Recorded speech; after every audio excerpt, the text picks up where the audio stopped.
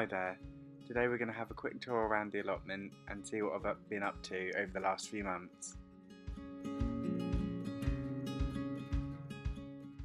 I've inherited a few new things for the allotment, including these beautiful willow arches, a couple of large trees and lots of perennials. I decided to use some old bricks to edge the path and I find it looks really effective. I also moved my strawberry cage, so now I have lots more planting room to the left of the frame. I surrounded the circle patio with box hedging and I've been planting in swaths.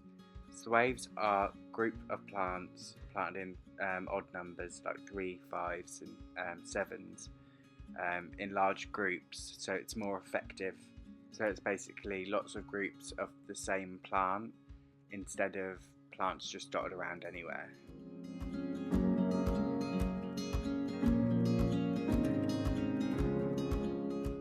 We've had a surprisingly cold April, which means a lot of my seeds are still well far behind and a lot of the perennials are too.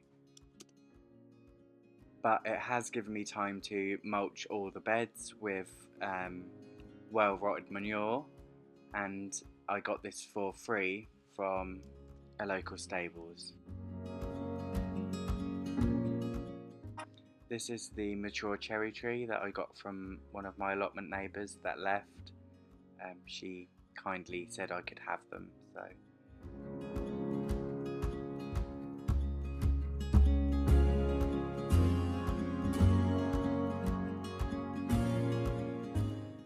I probably have about 15 David Austin roses in this bed, and the rest are just different types of perennials really. Nice flowers. I have some primroses and geranium in this bed.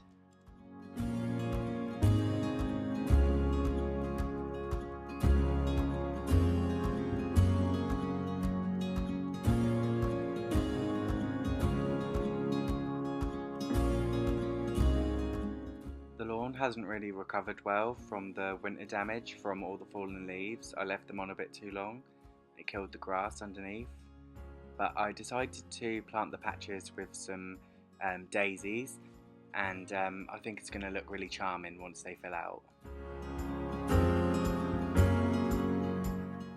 The willow arches I also got from my allotment neighbour are really nice.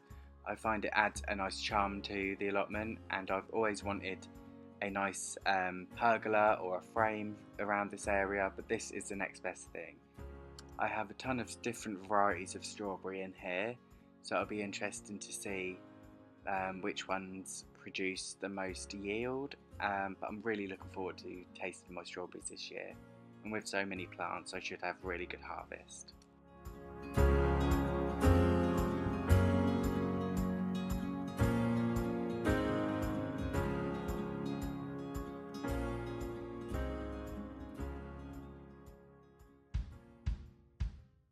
I really like the moss on the bricks. I think it looks really cool. It gives the sense that the allotment's been here for years, but really this is only my second summer. I got this lovely rose that has been trained over an arch, but I decided to put it here on this arch. It's struggling a little bit, but I'm sure that if I keep it well watered, it should be okay.